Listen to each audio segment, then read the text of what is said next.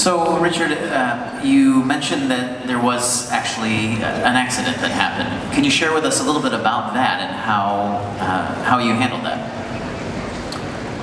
Yeah, I mean, I was on our island, Necker Island, and I was actually on the telephone to my son, who was training to go to space with us, and I got this, the telephone call you never want to get if you're in the transportation business, and was told there'd been a terrible accident. And the most, I've been in the airline business for 30 years, and we've been fortunate enough never to have had an accident. But I always knew that, if there ever was an incident, the important thing for anybody running a company is immediately to get to where the accident is. So I went to the Mojave Desert, and I met the family,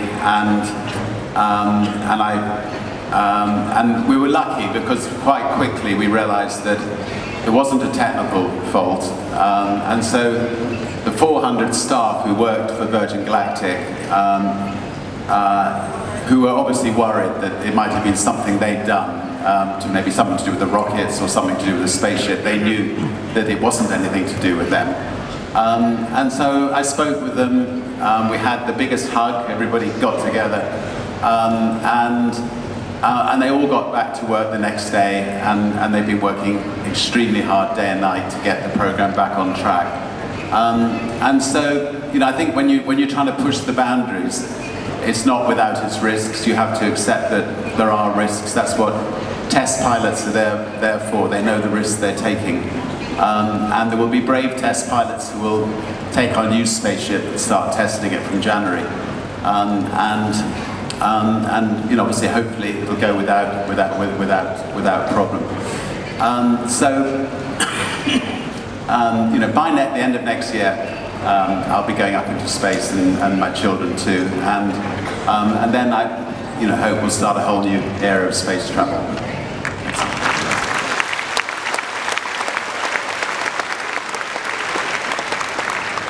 I mean, one other thing that from the space program we can do is we can put a lot of satellites up around the Earth. Sorry, I got a slight cold.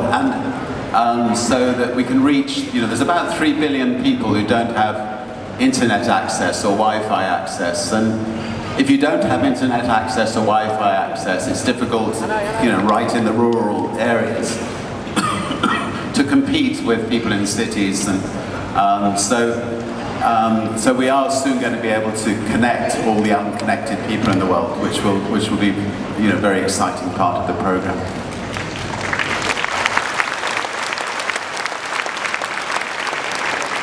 So if I may, to conclude us here, because we're just out of time, can we get one Sir Richardism, or one line, or one last piece of advice that you would share with us? Look, I've come a long way, and I don't want to leave the stage right away, so why don't we just have one or two questions from the audience?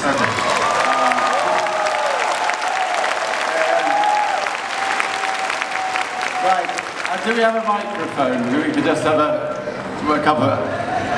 All right, we'll have a lady, so come forward.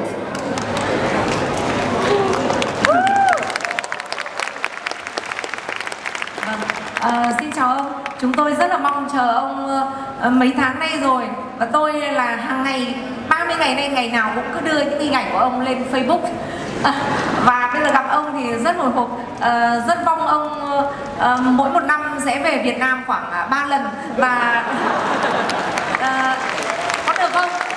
Và chúng tôi là phụ nữ Việt Nam, lúc nãy ông có nhắc rằng phụ nữ ở Việt Nam có thể được tạo điều kiện để giao lưu. Who's going to translate it for me? Was it a question or was it a statement?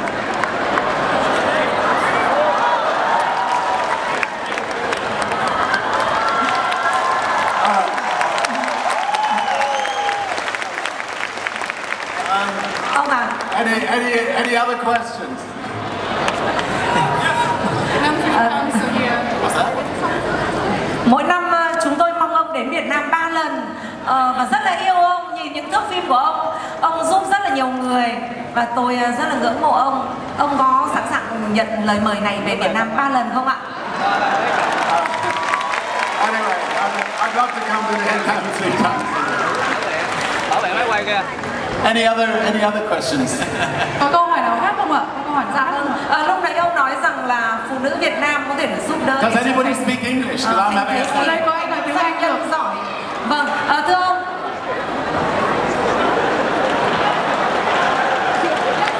All right, somebody speaks English. Come on, don't push it. No. It's all right. Give her the microphone.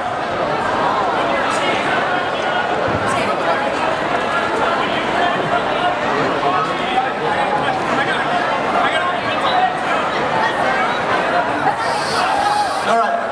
Anybody? It's all right. Don't worry.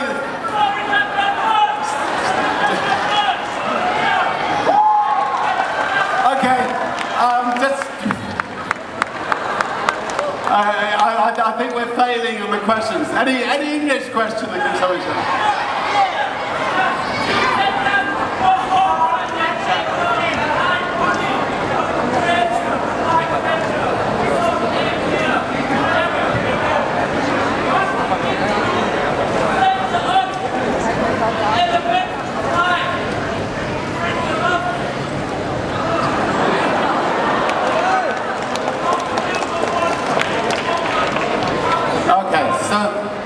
So the question he's asking is that the planet is in danger. The planet is heating up through too much carbon being put in the planet, and he's absolutely right. I mean, there is talks in France in December, and it's going to be very important that that the world reduces its dependence on fossil fuels, and that we power the world with solar. I mean, Vietnam is perfect for solar. Solar is cheap, and from wind, and we move ourselves away from the dirty fossil fuels. So we try not to cut all our trees down, and we try to plant more trees. So it can be done, and together we can do it.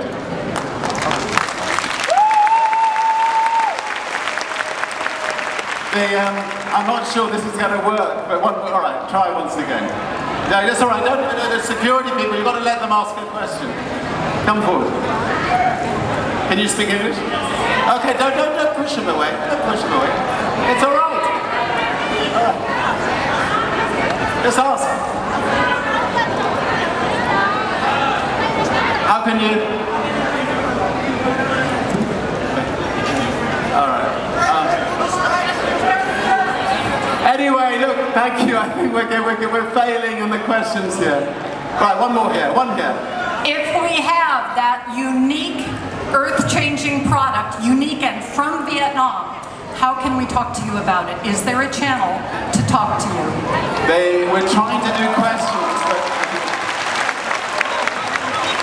We cannot keep mine. Yes.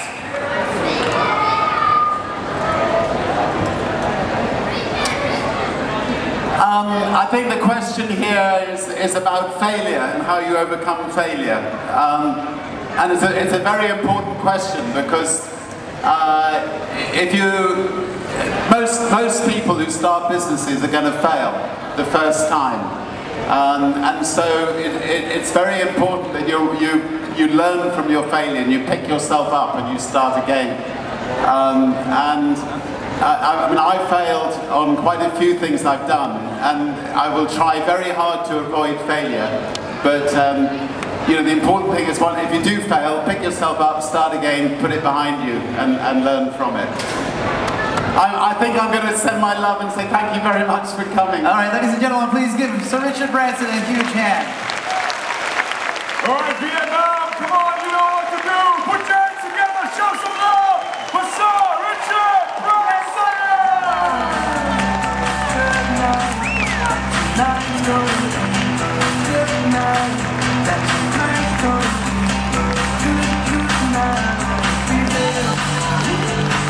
All right, ladies and gentlemen.